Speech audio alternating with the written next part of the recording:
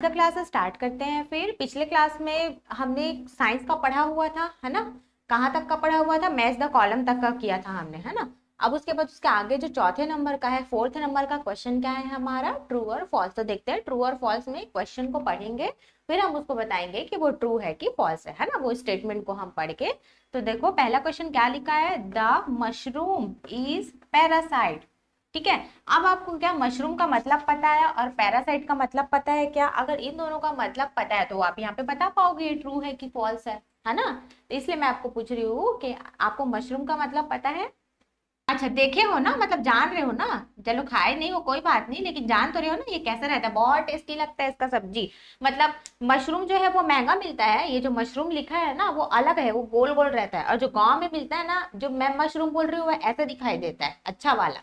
और जो फूटूर है जो हमारे छत्तीसगढ़ में मिलता है गाँव में, वो ऐसे चपटा रहता है, वो थोड़ा सा चपटा टाइप का रहता है, ऐसे टाइप का, है ना, ऐसे ऊपर से दबा हुआ। हाँ हाँ, ऊपर से चपटा, वो भी अच्छा लगता है, वो भी टेस्टी लगता है ना। पैरासाइट, पैरासाइट का मतलब क्या है? जो हमेशा अपने जीवन को जीने के लिए या अपने खाने के लिए हमेशा किसी दूसरे पे डिपेंड रहता है, उसको पैरासाइट बोलते हैं। क्या बोला है? The mushroom is parasite. जैसे मैं बताई, पैरासाइट मतलब क्या है? जो खुद से खाना नहीं बनाएगा, अपने खाने के लिए किसी दूसरे पे डिपेंड रहेगा, है ना। अब यहाँ पे बोला है कि मशरूम, क्या मशरूम ऐसी है क्या कि मशरूम जो है, जो मशरूम का पौधा है, वो क्या करता है? वो खुद से खाना बनाता है कि अपने अपने को बढ़ाने के लिए, अपने को ग्रोथ करने के लिए वो किसी दूसरे पे डिपेंड रहता है ना। तो हम इसको क्या बोलेंगे? फॉल्स। क्या है? ये गलत है ना, क्योंकि मशरूम खुद से बढ़ता है, वो किसी दूसरे पे डिपेंड नहीं रहता। ठीक है, आया समझ में ये वाला? हाँ। अब अगला देखते हैं, अगला question, the ovary develop into the seeds. ठीक है। अब जैसे फूल का भी आप अलग अलग पार्ट देखते हो ना, फूल में पत्ती है, शाखा है, तना है ना। तो यहाँ पे क्या बोला है? द ओवरी डेवलप, डेवलप मतलब उसका ग्रोथ होना, विकास होना, है ना। The ovary develop into the seeds, तो ये फॉल्स होगा, क्योंकि जो ओवरी है वो यहाँ नहीं बढ़ता। डेवलप मतलब, सीड्स मतलब क्या होता है? सीड मतलब होता है बीज। सीड मतलब क्या होता है? सीड मतलब बीज। जैसे हम क्या करते हैं, कोई भी पौधे का बीज को लगाते हैं। जैसे घर में मम्मी लोग को सब्जी उगाते देखे हो किसी चीज का, जैसे भिंडी उगाना है, बैगन उगाना है, तो लोग क्या करते हैं, मिट्टी में उसका जो सूखा बीज रहता है उसको दबा देते हैं, है ना। तो फिर वहां से वो नया पौधा निकलना शुरू होता है। जैसे धनिया उगाते हैं, मेथी उगाते हैं, लोग क्या करते हैं, मिर्ची उगाते हैं, तो उसका बीज को क्या करते हैं, मिट्टी में डाल के दबा देते हैं, फिर वो धीरे धीरे पौधा उगने लगता है ना। तो इसी को बोल रहा है कि जो ओवरी है वो कहाँ डेवलप होता है? बीज में बोल रहा है ना, जबकि ये फॉल्स है, ये गलत है। ओवरी जो है वो डेवलप होता है फ्रूट में, फल में डेवलप होता है ना, वो बीज में डेवलप नहीं होता। इसलिए क्या होगा? फॉल्स। क्या होगा ये? फॉल्स। ठीक है, इसको अपने क्वेश्चन पेपर में लिखते जाना। अब यहाँ पे देखो अगला क्वेश्चन क्या है हमारा, the S I unit of mass is kilogram. ये एकदम करेक्ट है, ट्रू होगा ये, क्योंकि मास का क्या है यहाँ पे, ऐसा यूनिट क्या होगा? किलोग्राम ही होगा। ठीक है, तो ये ट्रू हो जाएगा। अब यहाँ पे देखते हैं अगला क्वेश्चन क्या है, occurrence of earthquake is non periodic change. अब यहाँ पे एक चीज आया है, एक चीज का यहाँ पे यूज हुआ एक वर्ड का, नॉन पीरियोडिक चेंज। ठीक है, अब इसका मतलब क्या है non periodic change? Non periodic change का मतलब ये है, जैसे अर्थक्वेक का मतलब आपको पता है, अर्थक्वेक का मतलब क्या है, इसका मतलब भी आपको पता होना चाहिए। क्या इसका मतलब पता है आपको?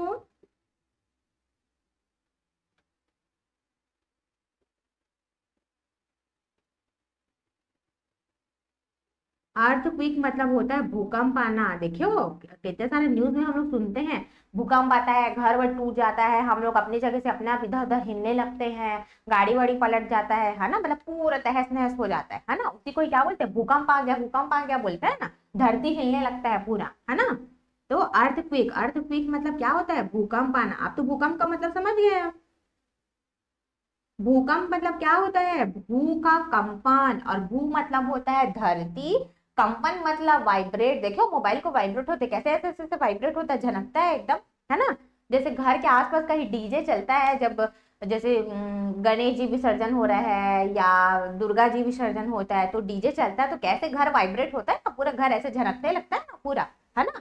तो सेम वैसे क्या होता है, इतना ज्यादा वाइब्रेट होता है हमारा जो धरती जो है ना, इसीलिए क्या होता है, दीवार दीवार टूट जाता है, पूरे तहस नहस हो जाते हैं, इतने सारे आदमी लोग मर जाते हैं, है ना। तो यही है भूकंप, मतलब भू का कंपन, मतलब हमारा जो जमीन है वो वाइब्रेट करने लगता है बहुत ज्यादा, ठीक है। उसी को बोलते हैं अर्थक्वेक। अर्थ मतलब धरती, क्विक मतलब उसका क्या होना, हिलना, ठीक है। इसको मैं ऐसा लिखी हूँ हिंदी में ताकि उसको बोल पाओ, अर्थ क्विक, और ये क्या है, इसका मतलब क्या है, भूकंप, ठीक है। अब यहाँ पे देखो, earthquake is non periodic change, ठीक है। अब यहाँ पे इसका मतलब ये बोल रहा है कि जब अर्थक्वेक आता है तब हमको क्या, नॉन पीरियोडिक चेंज मतलब हमको उतना नहीं मतलब उतना हमको नहीं पता चल पाता जब हम भूकंप आता है, ठीक है। अब देखो सीधी सी बात है, जैसे हमको पहले से अगर पता चल जाएगा, मान लो एक हफ्ता पहले से हमको पता चल गया अरे भूकंप आने वाला है, तो हम क्या करेंगे, हम कोई ऐसे जगह चले जाएंगे कि जिससे हम सेफ फील करें, है ना। सब अपना अपना बचने के लिए, अपना जान बचाने के लिए उस चीज से दूर रहने का कोशिश करेंगे, है ना। लेकिन हमको पता है क्या, कहाँ पे कब भूकंप आएगा, कहाँ पे क्या होगा, सब चीज अचानक होता है ना। हमको पहले से कहाँ कुछ पता रहता है, इसीलिए वो क्या है, नॉन पीरियोडिक चेंज है, ठीक है। अब देखो अगर पहले से हर किसी को पता होता तो क्यों इतना घर वर गिरता, तो कुछ ना कुछ उपाय तो करते, है ना। ये क्यों इतने आदमी लोग मरते, क्योंकि अचानक होता है सब चीज, है ना। तो भूकंप जो है, क्योंकि ये नेचुरल चीज है, नेचुरल चीज को हम अपने कंट्रोल में नहीं कर सकते, है ना, नेचुरल चीज है ये, ठीक है। तो अर्थक्वेक मतलब जो भूकंप आता है वो क्या है, नॉन पीरियोडिक चेंज है, तो हम क्या बोलेंगे इसको, ट्रू, क्या बोलेंगे इसको, ट्रू, क्योंकि ये नॉन पीरियोडिक चेंज है, ठीक है। अगला क्वेश्चन क्या बोल रहे हैं, sublimation is used to separate common salt dissolve in water. अच्छा, इसमें सॉल्ट का मतलब आपको पता है, सॉल्ट का मतलब क्या होता है, सॉलिड, सॉलिड नहीं, सॉलिड मतलब कोई ठोस चीज होता है जिसको हम पकड़ सके, जैसे ये सॉलिड है, इसको मैं पकड़ पा रही हूँ ना। लिक्विड मतलब क्या होता है, लिक्विड मतलब पानी, है ना, जो तरल पदार्थ, हाँ ठीक है। ये वो सॉलिड अलग है तनु, ये है सॉलिड, ठीक है। सॉलिड मतलब वही जो आप बोल रहे थे, ठोस चीज कोई, है ना। लेकिन ये नहीं बोल रही हूँ मैं, ये है सॉल्ट, सॉल्ट मतलब होता है नमक, नमक को इंग्लिश में बोलते हैं सॉल्ट, ठीक है। ये याद रखना है, ये छोटा छोटा चीज, नॉर्मल कॉमन चीज है, आपको पता होना चाहिए, ठीक है। सॉल्ट मतलब क्या होता है, नमक। डिजॉल्व, डिजॉल्व मतलब क्या होता है, मिक्स हो जाना पूरा, ठीक है। डिजॉल्व, डिजॉल्व मतलब क्या होना, मिश्रण बोल सकते हो, है ना, पूरा मिक्स हो जा रहा है, ठीक है। डिजॉल्व मतलब क्या है, मिश्रण पूरा मिक्स हो जाए, घुल जा रहा है, घुलना लिख सकते हैं, घुलना का अच्छे से समझ पाओगे आप, ठीक है, घुलना। हाँ, अब वाटर का मतलब तो पता ही है आपको, वाटर मतलब पानी, है ना। अब यहाँ पे क्वेश्चन में क्या बोल रहे हैं, यहाँ पे एक चीज मैं बता देती हूँ, सब्लिमेशन, ये देखो सब्लिमेशन, सब्लिमेशन मतलब क्या होता है, कोई भी जो ठोस चीज है उसको डायरेक्ट गैस में चेंज करना, ठीक है। जैसे कि यहाँ पे एक एग्जाम्पल देती हूँ मैं आपको सब्लिमेशन का। जैसे मान लो यहाँ पे बर्फ है, बर्फ ठोस, जैसे, अच्छा जैसे मान लो ये बर्फ है ना, ये बर्फ है, बर्फ जमाते हैं ना तो घर में आइस को गर्मी के दिन में शरबत बनाने के लिए या और कुछ के लिए, है ना, आइसक्रीम बनाने के लिए। तो क्या करें, ये बर्फ है, ये ठोस है ना। अब मैं इसको क्या करूंगी, मैं डायरेक्ट इसको गर्म करूंगी, ठीक है। मैं क्या कर दी, इसको गैस में चढ़ा दी, इसी को मैं आग दे दी, इसको एक बर्तन में रख दी। अब मैं क्या करी, इसको आग दे दी, ठीक है। तो ये क्या होगा, पहले बर्फ से पानी बनेगा, है ना, नॉर्मल पानी बनने के बाद भाप बन के उड़ते जाएगा, उड़ते जाएगा, उड़ते जाएगा, कंटिन्यू उसको गर्म करते जाएंगे। एक टाइम के बाद आपके बर्तन में कुछ बचेगा ही नहीं सब, क्योंकि सब पहले पानी बना, पानी बनने के बाद सब भाप बन के क्या हुआ, उड़ते गया, उड़ते गया, उड़ते गया, और एक टाइम के बाद आपके बर्तन में कुछ नहीं बचेगा, मतलब उड़ते गया मतलब गैस बन गया ना वो। तो सब्लिमेशन मतलब क्या है, जो ठोस से गैस में जाता है, मतलब जो सॉलिड, जिसको मैं आपको बोल रही थी ना, सॉलिड, जो सॉलिड से डायरेक्ट गैस में जाता है उसको क्या बोलते हैं, सब्लिमेशन, ठीक है। ठोस से जो गैस में जाता है सब्लिमेशन है। अब यहाँ पे देखो इसी चीज को वो क्या बोल रहे हैं, सब्लिमेशन का मतलब तो समझ में आ गया, अब वो किसको सब्लिमेशन बोल रहे हैं देखते हैं। Sublimation is used to separate common salt dissolve, मतलब डिजॉल्व इन वाटर, मतलब वो क्या बोल रहे हैं कि नमक को पानी में मिक्स कर देते हैं, ठीक है। जैसे कि एक गिलास लिए हम, ठीक है, एक गिलास लिए, पानी भरे, है ना, उसमें हम क्या करें, एक चम्मच नमक डाल दिए, नींबू पानी पीते हो ना आप घर में, ये देखो एक चम्मच हमने क्या करा, इसमें नमक डाल दिया, ठीक है, नमक डल गया। अब क्या आप देख पाओगे क्या, इसमें नमक डल गया, मिक्स होने के बाद वो ऐसा मिक्स होता है पानी में, नमक और शक्कर, है ना, दोनों ऐसा मिक्स होता है कि हम उसको नहीं अलग कर पाएंगे। कहाँ अलग कर पाओगे बताओ आप, है ना। नमक और पानी को अलग कर सकते हो क्या? तो डिजोल्व होना मतलब मिक्स होना, सॉल्ट मतलब नमक, वाटर मतलब पानी, है ना। तो नमक जो है वो पानी में मिक्स हो रहा है। अब उसको, यही को नमक में से पानी को सेपरेट मतलब अलग करना है। तो पता है आपको, सेपरेट करने को कौन सा जो है, कौन सा हम उसको बोलेंगे, सब्लिमेशन बोलते हैं, ये बोल रहा है। लेकिन ये गलत है ना। अभी मैं बताई सब्लिमेशन मतलब क्या है, कोई भी जो सॉलिड चीज है, एस टाइप का कोई जो ठोस चीज है, उसको डायरेक्ट गैस में कन्वर्ट करना क्या कहलाता है? सब्लिमेशन कहलाता है ना। लेकिन यहाँ तो कोई सॉलिड नहीं दिख रहा है, बताओ कहाँ सॉलिड है यहाँ? या तो पानी और नमक का बात हो रहा है, वाटर और सॉल्ट का, तो गलत होगा ना। तो क्या होगा ये? फॉल्स। क्या होगा ये? फॉल्स। आया समझ में? अब अगले क्वेश्चन में आते हैं। क्वेश्चन नंबर दूसरा क्या बोल रहा है? वेरी शॉर्ट आंसर, जिसमें फर्स्ट क्वेश्चन क्या है? Which property can be used for the separation of its components. ठीक है, मतलब आप कौन सा, एक यहाँ पे देखिए तीन ऑप्शन आपको दिया हुआ है ना। क्या कर रहा है, दो चीजों को मिक्स कर करके दे दिया, और आपको क्या बोला है, कौन सा सेपरेशन, इसको ध्यान रखना है, कौन सा सेपरेशन मेथड से आप क्या कर सकते हो, इसको अलग अलग कर सकते हो। ठीक है, सेपरेशन मतलब तो पता ही, अलग अलग करना। तो अब यहाँ पे देखो, सैंड एंड राइस। सैंड मतलब क्या होता है? सैंड मतलब रेत। क्या होता है? राइस मतलब क्या होता है? चावल। राइस मतलब क्या होता है? चावल। मतलब रेत और चावल को अलग अलग कर सकते हैं क्या, ये पूछ रहा है। वीट मतलब होता है गेहूं। वीट मतलब होता है गेहूं। हे मतलब होता है घास, वो भूसा। देखियो गाय लोग को जो भूसा खिलाते हैं गांव में, गाय लोग का जो चारा रहता है ना, हाँ, तो उसी को बोलते हैं हे। आयोडीन। आयोडीन तो आपको पता है जो नमक में डलता है ना, हमेशा क्या बोलते हैं, टाटा नमक, आयोडीन नमक बोलते हैं, याद करो, है ना। तो वैसे ही आयोडीन। और कोल। कोल मतलब क्या होता है? कोयला। कोल मतलब क्या होता है?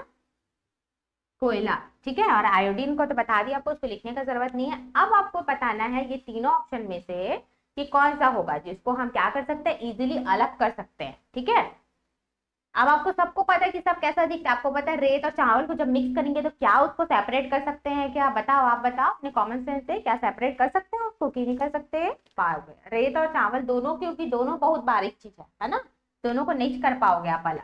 अब उसके बाद आता है गेहूं, मतलब गेहूं और हे जो भूसा है ना। अब ऐसे ही देखो, भूसा और गेहूं को भी मिक्स करोगे तो उसको भी आप अलग नहीं कर पाओगे। ठीक है, लेकिन आयोडीन और कोल, अगर ये दो चीज है, आयोडीन और कोल, क्योंकि एक क्या है थोड़ा पाउडर फॉर्म में, और कोयला, कोयला क्या है, कोयले को देखो ना, कोयला कैसा रहता है, कोयला थोड़ा सॉलिड रहता है, ऐसा टाइप का रहता है कोयला, ब्लैक कलर का।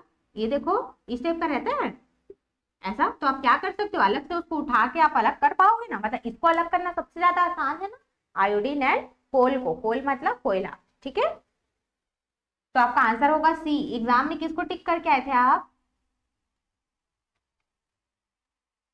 इसी को ही, कि मैं बताई हूँ इसलिए बोलती हो?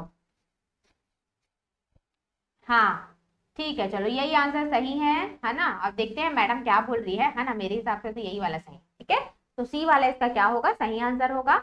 अब यहाँ पे अगले क्वेश्चन में आते हैं। Classify the following as slow और फास्ट। स्लो और फास्ट पता है आपको, है ना, धीरे और तेज तेज। ठीक है, रिवर्सिबल और इरिवर्सिबल। रिवर्सिबल मतलब उसको क्या कर सकते हैं, उसको दोबारा पलट के हम फिर से उसको यूज कर सकते हैं, है ना। इरिवर्सिबल मतलब उसको दोबारा हम वैसा यूज नहीं कर सकते, दोबारा वही चीज को हम नहीं बना सकते, है ना। डिजायरेबल और अनडिजायरेबल। डिजायरेबल मतलब जो चीज करके हमको खुशी मिलता है, या कुछ चीज उसमें कन्वर्ट हुआ है, कुछ चीज अगर हम बना पाए हैं उससे, तो हमको उससे खुशी मिल रहा है, हमको अच्छा लग रहा है वो चीज करके। ठीक है, सेम उसका उल्टा ये अनडिजायरेबल। फिजिकल और केमिकल चेंजेस, ये तो पता है आपको, फिजिकल चेंजेस और केमिकल चेंजेस। दूध से दही का बनना केमिकल चेंजेस था करके, याद है आपको? इसे जस्ट पहले वाले क्लास में हमने पढ़ा हुआ था। फिजिकल चेंजेस वाली जैसे मैंने बताया था, जिसको आप अपने आंख के सामने से डायरेक्ट चेंज होते देख सकते हो, है ना, वो फिजिकल चेंजेस है। केमिकल चेंजेस को अपने आंख से दूध से दही बनते हुए नहीं देख सकते, आप उसको कुछ घंटे के लिए छोड़ देते हो, फिर आके देते हो, तो कब दही बन जाता है हमको पता नहीं चलता, वो केमिकल चेंजेस के कारण होता है ना। लेकिन इस क्वेश्चन में क्या बोला है, इसमें से हमको चार ऑप्शन में से ढूंढना पड़ेगा कि ये सारी चीजों में मतलब कौन सा एक चीज फिट बैठ रहा है ना। तो ये देखो ऑप्शन देखते हैं। Formation of phases of moon, मतलब यहाँ पे वो चांद का बात कर, देखो मून याद करो, मून का स्पेलिंग मैं उस दिन बताई थी ना आपको। एक लौता नेचुरल सैटेलाइट क्या है बताओ? मून, मून की स्पेलिंग क्या है? MOON, मून, मून को ही चांद बोलते हैं, है ना। तो आपको जब इंग्लिश में क्वेश्चन पूछा जा रहा है तो इंग्लिश में आंसर बताना पड़ेगा। तो नेचुरल सैटेलाइट क्या होगा? इकलौता नेचुरल सैटेलाइट मून। बाकी दुनिया भर का जो भी नाम बोलेंगे वो सारा क्या होगा? Artificial satellite. ठीक है, अब यहाँ पे देखो उसके बाद क्या है। पहला हमारा क्वेश्चन क्या था? Formation of phases of moon, मतलब वो चांद कभी छोटा दिखता है, फिर थोड़ा बड़ा, फिर थोड़ा बड़ा, फिर पूरा गोल दिखता है ना। तो इस टाइप का अगर कुछ चेंजेस हो रहा है तो उसमें आएगा क्या? ये सारी चीजें कि formation of curd from milk, मतलब दूध से दही बनने का चीज आएगा, ये सब में फिट बैठेगा क्या? तो तीसरा है lightning in the sky. Lightning in the sky का मतलब क्या होता है? बिजली का कड़कना। इसका मतलब क्या होता है? बिजली, बिजली का कड़कना या बिजली का चमकना। देखते हो बादल में कैसे बिजली कड़कता है? हाँ, बिजली चमकना ऐसा लिख दो आप। ठीक है, लाइटनिंग इन द स्काई, उसी को इंग्लिश में क्या बोलते हैं? लाइटनिंग इन द स्काई, मतलब बिजली चमकना। ठीक है, इसको साइड में लिख लेना। अब उसके बाद क्या है? Combustion of petrol in a vehicle, जो पेट्रोल गाड़ी में डलता है फिर गाड़ी चलता है ना। तो इसमें से कौन सा एक चीज सबसे अच्छा बैठ रहा है ये सारी चीजों के लिए जो अभी मैंने बताया? तो इसका आंसर क्या हो जाएगा? ये वाला, बी वाला, formation of curd from milk. ठीक है, दूध से दही बनने की जो क्रिया है वो। ठीक है, कर्ड मतलब क्या होता है? मैंने आपको पहले भी बताया था, याद करो। कर्ड मतलब होता है दही। कर्ड मतलब क्या होता है? दही। चलो लिख लो इसको।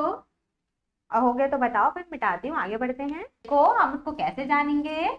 सबसे पहले हमको जो चीज हमको पता है हम पहले उससे स्टार्ट करते हैं। ठीक है, जैसे कि हमको क्या पता है? हमको ये पता है मीटर और सेंटीमीटर। याद करो, जस्ट कल रेशियो वाले में मैं आपको पढ़ाई हूँ। क्या पढ़ाई हूँ? मीटर को सेंटीमीटर में चेंज करना था, है ना। तो मैं आपको क्या बताई थी? 1 मीटर इक्वल 100 सेंटीमीटर बताई थी। मतलब आपको ये समझ में आ गया सेंटीमीटर छोटा है और मीटर बड़ा है। समझ आ गया ना कि हाँ, कि मीटर जो है वो बड़ा है, क्योंकि देखो 100 सेंटीमीटर को जब ले आएंगे, 100 आ जाएंगे तो यहाँ एक अकेला काफी रहेगा, ये 100 के बराबर। ठीक है, हाँ, इसलिए मीटर बड़ा, सेंटीमीटर इससे छोटा है, ये तो हमको समझ में आ गया। अब यहाँ पे आते हैं किलोमीटर में। अब देखो, जब सिर्फ यहाँ पे 1 मीटर का बात कर रहा था, है ना, अब यहाँ पे मीटर में किलो लगा दिया। समझ रहे हो? मीटर में डायरेक्ट किलोमीटर बोल दिया, मतलब क्या है? ये मीटर से भी बड़ा हुआ ना। मीटर के साथ जब किलो लग गया तो याद आया? 1 किलो, 1 किलो चावल दे दीजिए, 1 किलो शक्कर दे दीजिए, 1 किलो आलू दे दीजिए, है ना। तो जैसे कुछ भी चीज को अगर हम मीटर बोल रहे हैं और वो डायरेक्ट किलोमीटर लिखा है, मतलब मीटर से बड़ा किलोमीटर होगा ना। होगा। हाँ, ऐसे हमको याद रखना है। देखो हमको शुरू में दो चीज पता था, क्या? मीटर और सेंटीमीटर। हमको इन दोनों तो नहीं पता था भाई, है ना किलोमीटर हमको पता है ना मिलीमीटर हमको पता है। हमको क्या पता है? मीटर और सेंटीमीटर। हम इन्हीं दोनों को लेके सॉल्व कर रहे हैं। कैसे? हम जैसे रेशियो में पढ़ा था 1 मीटर इक्वल 100 सेंटीमीटर, मतलब हमको ये पता चल गया कि ये हमारा बड़ा है और ये हमारा छोटा है ना, ये हमको पता चल गया। अब इससे बड़ा ये है, यह भी हमको पता चला। कैसे? क्योंकि मीटर क्या गया है? किलोमीटर लगा दिया है ना। तो इससे बड़ा क्या हो जाएगा? ये किलोमीटर, तो ये सबसे बड़ा हो गया, है ना। अब यहाँ पे देखो, अब यहाँ क्या लिखा है? मिली। क्या लिखा है यहाँ पे? मिली, मिलीमीटर। और जहां पे मिली लिखा है वहां पे वो सबसे छोटा होगा। ठीक है, जहां पे मिली लिखा है वो क्या हो जाएगा? सबसे, जहां मिली लिखा वहां क्या समझना है आपको? सबसे छोटा, सबसे छोटा। आया समझ में? कैसे पहचानोगे जब ऐसा लिखा? हाँ, और जैसा अब हमको समझ में आ गया कौन बड़ा है कौन छोटा है ना। यहाँ समझ आया ना हमको देख के कौन बड़ा कौन छोटा। अब हम क्या करेंगे? अब हमको क्या करना है? घटते क्रम में लिखना है, डिसेंडिंग में लिखना है। मतलब सबसे बड़ा सबसे आगे, फिर थोड़ा उससे छोटा, फिर थोड़ा उससे छोटा, फिर थोड़ा उससे छोटा, फिर लास्ट में सबसे छोटा। ठीक है, यहाँ देख के आपको समझ में आ गया। आप किसको पहले लिखना बताओ? सबसे बड़ा कौन सा इसमें से? यहाँ क्या लिखूंगी बताओ? Metre, kilometre. बोलो क्या लिखा है? ये किलोमीटर। हाँ, तो क्या सबसे पहले क्या लिखूंगी? बोलो। हाँ, ऐसा कॉन्फिडेंस के साथ बोलो, है ना। ये लिखाएगा मैम करके, किलोमीटर। सबसे पहले हम क्या लिखेंगे? किलोमीटर। अब उसके बाद, अब मैं जैसा आपको बताई हूँ, जो लिख लिए हो उसको पहले कैंसिल कर दो, है ना। अब उसके बाद बताओ, उसके बाद कौन सा बचा? अब इसके बाद थोड़ा उससे छोटा कौन सा है किलोमीटर के बाद? तो बड़ा में क्या लिखा है? मीटर। क्या है ये? मीटर। बोलो, इसको अच्छे से कॉपी में लिखना, जैसे मैं लिखी हूँ वैसे ही, तभी आपको समझ में आएगा, है ना। क्या है लिखा है ये? मीटर। क्या लिखा है? मीटर। आप कैंसिल कर दो, काट दो इसको, लिख ली मीटर। हाँ, अब उसके बाद क्या आएगा बताओ? ये क्या है? सेंटीमीटर। ये क्या है? सेंटीमीटर। क्या आएगा बताओ? यहाँ पे सेंटीमीटर आएगा कि मिलीमीटर आएगा? हाँ, सेंटीमीटर। हाँ, तो अब इसको भी कैंसिल कर दो। अब लास्ट में क्या आएगा बताओ, जो सबसे छोटा है? मिलीमीटर। हाँ, मिलीमीटर, है ना। MILLI, मिलीमीटर, METER, मीटर, है ना। देखो, हाँ, ये यहाँ भी लिख देती हूँ किलोमीटर। ये क्या है? किलोमीटर। एकदम अच्छे से लिखना था इसको, एकदम साफ सुथरा, है ना। ये क्या है? किलोमीटर। ये क्या है? मिलीमीटर। ये क्या है? मीटर। ये क्या है? सेंटीमीटर। ठीक है। हाँ, यहाँ भी साइड में वही वाला लिख लेती हूँ ताकि आपको क्या हो, कंफ्यूज ना हो। 1 मीटर, सबसे पहले तो यही देखोगे ना, 1 मीटर इक्वल 100 सेंटीमीटर, है ना। ये लिखोगे सबसे पहले, तभी तो फिर बाकी दो बचाएगा उसको कर पाओगे, है ना। मिली को देखोगे, मिली सबसे छोटा होता है। किलो, जहां किलो लग गया मतलब वो बड़ा है। ठीक है। अब देखो, अब साइन कौन सा लगाओगे इसमें, बड़े और छोटे का बताना। ये देखो, ये वाला लगेगा कि ये वाला, ये 1 नंबर और ये 2 नंबर, ध्यान से बताना। ये बड़ा है, ये छोटा है इससे। ठीक है। अब बताओ, ये बड़ा है और ये छोटा है, जो बड़ा रहता है उसकी तरफ मुंह खुला रहता है, कौन से नंबर वाला साइन लगेगा बताओ? 1, क्योंकि क्लियर है, मैं तो पहले ही बताई हूँ। जो बड़ा है उधर का मुंह खुला रहेगा, ये बड़ा है इधर का मुंह खुला रहेगा, है ना। तो ये देखो, ये वाला साइन लगेगा, कौन सा? ये वाला, इधर का मुंह खुला रहेगा। ठीक है, ये बड़ा है, इससे छोटा क्या है? ये, है ना। अब इन दोनों को देखेंगे तो इन दोनों में ये बड़ा है और इससे छोटा क्या है? ये, है ना। अब उसके बाद इन दोनों को देखेंगे तो सेंटीमीटर बड़ा हो गया और मिलीमीटर छोटा हो गया। देखो, आया समझ में? अच्छे से लिखना है इसको, ये बहुत इंपॉर्टेंट है और अच्छी बात है कि आपको समझ में आए। हाँ, होमोसेपियंस, यही नीचे में लिखती हूँ ताकि समझ में आए किसको क्या बोल रही हूँ। Homo sapiens, Homo sapiens. ठीक है, होमोसेपियंस। ह्यूमन बीइंग को क्या बोलते हैं? होमोसेपियंस। बोलो, ये क्या है? Human being. क्या है ये? उसको क्या बोलते हैं साइंस में? इसका साइंटिफिक नेम होमोसेपियंस, सेपियंस। और मैंगो को क्या बोलते हैं? मैंगो को क्या बोलते हैं? Mangifera indica. लिख रही हूं मैं,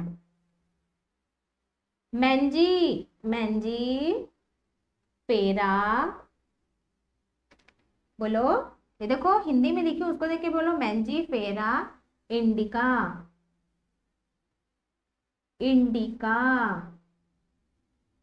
हाँ, मैंजीफेरा इंडिका, है ना। ठीक है, लिख लो इसको। ह्यूमन बीइंग को क्या बोलेंगे? होमोसेपियंस। बोलो एक बार और, यहाँ से बोलो, यहाँ से यहाँ तक का क्या बोल रहे हैं यहाँ पे? अगला क्वेश्चन क्या है? Question number 4, which are the organs of respiratory system. ठीक है, इसका मतलब क्या है? ऑर्गन मतलब क्या है? हमारे बॉडी का जो पार्ट है ना। और रेस्पिरेटरी सिस्टम मतलब क्या है? जो श्वसन क्रिया, जो सांस लेने का जो हमारा प्रोसेस है ना, श्वसन क्रिया, रेस्पिरेटरी। इसको लिख लो ताकि आपको पता होना चाहिए।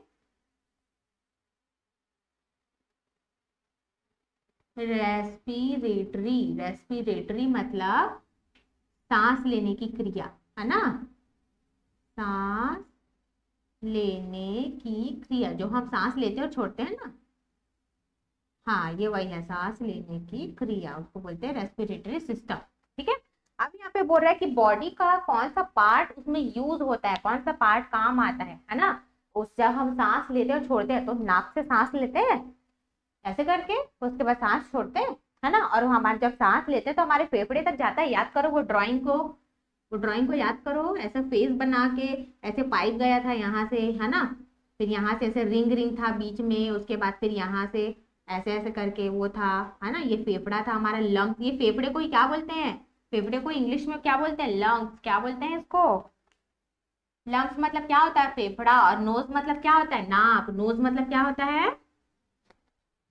नाक। ठीक है, तो कौन सा रेस्पिरेटरी, इसको याद रखना है। जहां पे आप ये देखिए रेस्पिरेटरी सिस्टम, पहला ये देखोगे, दूसरा क्या देखोगे? ऑर्गन्स। क्या देखोगे? ऑर्गन्स मतलब रेस्पिरेटरी सिस्टम में हमारे बॉडी का कौन सा पार्ट जो है वो काम आता है, तो कौन सा दो पार्ट काम आएगा, लंग्स और नोज। कौन कौन सा, लंग्स और नोज। ठीक है, यहाँ लिख लेते हैं इसको, नोज, नोज, नोज मतलब क्या होता है, नाक। ठीक है, नोज मतलब नाक, और ये लंग्स मतलब क्या होता है, फेफड़ा। हाँ बोलो, बता रही हो ना, लंग्स। ठीक है, अब उसके बाद क्या है, नोज, नोज मतलब नाक। ये समझ में आया दो चीज, ये दोनों इतना इजी है, आपको स्पेलिंग भी याद होना चाहिए और क्वेश्चन भी याद होना चाहिए कि क्वेश्चन में क्या पूछ रहा है। सबसे पहले ये रेस्पिरेटरी सिस्टम मतलब सांस लेने की क्रिया, दूसरा क्या है, ऑर्गन, इसको भी लिख लो, ऑर्गन। ऑर्गन मतलब कौन सा बॉडी का पार्ट, कौन कौन सा बॉडी का पार्ट काम करेगा, नोज जो हमारा बाहर है, नोज हमारा बाहर है, हम देख पाते हैं क्या, आप फेफड़े को देख पाते हो क्या, वो तो बॉडी के अंदर है ना, उसको नहीं देख पाते हम। चलो, अब अगला क्वेश्चन देखते हैं, question number 5, which liquid is used in the thermometer. ठीक है, लिक्विड समझ में आ गया, कोई भी तरल चीज है ना, लिक्विड जैसे मैं बताई ना आपको, तरल चीज वो लिक्विड हो गया। ठीक है, अब बोल रहा है कि थर्मामीटर के अंदर कौन सा लिक्विड यूज होता है। जैसे कि आप देखे हो थर्मामीटर कैसे रहता है, इस टाइप का रहता है थर्मामीटर, ऐसा ऐसा, इस टाइप से रहता है, ऐसा, है ना। और उसके बाद पतला सा यहाँ पे ऐसे करके लाइन कुछ रहता है अंदर में, और अंदर में कुछ लिक्विड रहता है। जब हम थर्मामीटर पे हिलाते हैं ना, तो ये भी क्या होता है, अंदर का जो लिक्विड है वो भी इधर उधर हिलते रहता है, इधर उधर। जैसे पानी को जब बॉटल में भरते हैं तो पानी इधर उधर होता है, हिलाते हैं तो सेम वैसे अंदर का जो लिक्विड रहता है वो भी इधर उधर होता है। तो वो लिक्विड ही, अंदर में जो लिक्विड भरा रहता है वो क्या है, यही पूछ रहा है ना। विच liquid is used in the thermometer. ठीक है, तो क्या बोलोगे, कौन सा लिक्विड यूज होता है, मरकरी। कौन सा, मर्क्यूरी।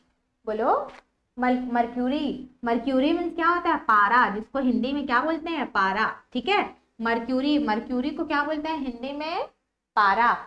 हाँ, और एक आपको स्टोरी बताती हूँ मैं इसका। थर्मामीटर हमारे घर में भी था, पर वो ग्लास कांच का था, है ना। तो क्या हुआ, वो गलती से मेरे छोटे भाई बहन उसको तोड़ दिए। ठीक है, अब तोड़ दिए तो ऊपर का तो जो कांच वाला पार्ट है वो तो हो गया, लेकिन अंदर में तो पारा भरा था, है ना, लिक्विड जो था। अब वो पारा क्या हुआ, वो उसमें फैल गया, इसमें टेबल में, है ना। पहली बार मैं वो पारा को मतलब हाथ से टच करी, और वो पारा कैसा था, मतलब एकदम वो पार्ट पार्ट में डिवाइड हो जा रहा था। वो लिक्विड था भले, लेकिन वो मैं ना उसको ऐसे करके नहीं पकड़ पा रही थी, ऐसे हाथ में भी नहीं, वो इतना ज्यादा फिसल रहा था, मोची जैसा बन जा रहा था। ये जो लिक्विड जब ऐसे फैलता है ना, तो वो एक्चुअल में वो फैलता नहीं है, वो क्या हो जाता है पता है, ऐसे गोला गोला गोला गोला गोला करके छोड़ देता है ऐसे। फिर मैं उसको एक साथ पकड़ती थी तो फिर तुरंत मिक्स हो जाता था, फिर तुरंत अलग अलग, लेकिन उसको पानी जैसा नहीं लगता था, मतलब एकदम अलग टाइप का मटेरियल है। जो पारा जो है ना, ये मर्क्यूरी जो है, उसको खेलने में बहुत मजा आ रहा था उसके साथ, है ना। तो ये मर्क्यूरी मतलब क्या होता है, पारा। ठीक है, और ये थर्मोमीटर मतलब ये याद करना है, रखना है आपको, इसी को क्या बोलते हैं, थर्मोमीटर। ठीक है, मर्क्यूरी में, थर्मोमीटर में क्या यूज होता है, कौन सा लिक्विड। हाँ, पारा नहीं बोलना है आपको, इंग्लिश में आंसर देना है, मैं तुम आपको नाम बताई उसका। ठीक है, हाँ बोलो, मर्क्यूरी, ये देखो यहाँ लिख दी। अब यहाँ पे दो चीजें याद रखना, पहला तो थर्मोमीटर, है ना, ये थर्मामीटर, इसे याद रखना है आपको, क्वेश्चन का आंसर। और ये लिक्विड है ना, कौन सा लिक्विड रहता है थर्मामीटर में, ये लिक्विड। ठीक है, लिक्विड और थर्मामीटर। ठीक है, और मर्क्यूरी, मर्क्यूरी मतलब क्या होता है, पारा, है ना। चल, ये समझ में आ गया। अब अगला क्वेश्चन देखते हैं, give an example of modified stem. ठीक है, मॉडिफाइड स्टेम, अब उसका हमको क्या देना है, मॉडिफाइड स्टेम। स्टेम मतलब क्या होता है, शाखा या तना, याद है बताई थी आपको, शाखा या तना, पेड़ का शाखा या तना को क्या बोलते हैं, स्टेम। ठीक है, अब यहाँ पे बोल एग्जाम्पल देना है उसका, तो हमको बस उसको याद कर लेना। पोटैटो जमीन के अंदर में रहता है ना, आलू देखे हो आलू को कैसे उगता है, अदरक को देखे हो, बताई थी ना उस दिन एग्जाम्पल आपको, अदरक का ये बीज से यहाँ से तना उगना शुरू हो जाता है ना। सेम वैसे गन्ने का भी है, अदरक का भी देखोगे तो ये अदरक हो गया, ये लहसुन है, और हल्दी को भी देखोगे तो पता है आपको, जब आप कच्चा हल्दी देखोगे ना तो आप नहीं पहचान पाओगे, वो सेम अदरक दिखता है। मैं देखी हूँ सामने उसको, कच्चा हल्दी जब आप देखोगे ना तो पूरा अदरक टाइप का दिखता है। ठीक है, इसको लिख लेते हैं। अच्छा, हाँ तो देखे होगे आप तो फिर। हाँ हाँ, अदरक जैसा दिखता है ना। जब उसको ऐसे उसको यूज करोगे ना, जब उसको काटोगे तो अंदर पूरे येलो रहेगा, तब आपको समझ में आएगा अरे ये तो हल्दी है कच्चा वाला, है ना। ये देखो तो क्या क्या होगा, इसका एग्जाम्पल याद रख लो। पोटैटो, जिंजर, और ये क्या है, जिंजर मतलब अदरक, शुगर कैन मतलब गन्ना, गार्लिक मतलब लहसुन, और टर्मरिक मतलब हल्दी। ठीक है। देखो मैं इतना सारा एग्जांपल आपको इसलिए लिखाई हूँ ताकि इसमें से जो भी आपको सरल लग रहा है आप उसको उठा के याद कर लो, कोई भी तीन नाम को। ठीक है। इतना सारा मैं इसलिए लिखाई हूँ, जो आपको सरल लग रहा है कोई भी तीन नाम उसको सोचो, और वो तीन नाम को जिसका स्पेलिंग आपको इजी लगेगा उसको याद कर लेना। ठीक है।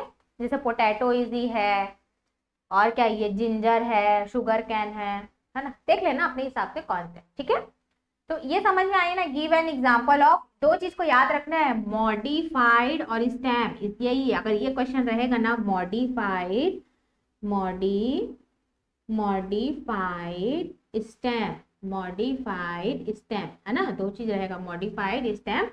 तो आपको क्या करना है, ये याद रखना है। ठीक है। स्टेम मतलब शाखा, जो जमीन के अंदर से ही, जैसे अदरक और आलू को आप देखोगे जमीन के अंदर से डायरेक्ट शाखा निकलना शुरू हो जाता है। ठीक है। उसी को ही बोलते हैं मॉडिफाइड स्टेम, मतलब शाखा। तो इसका आंसर ये देखो, ये ठीक है, हो गया, लिख लिए।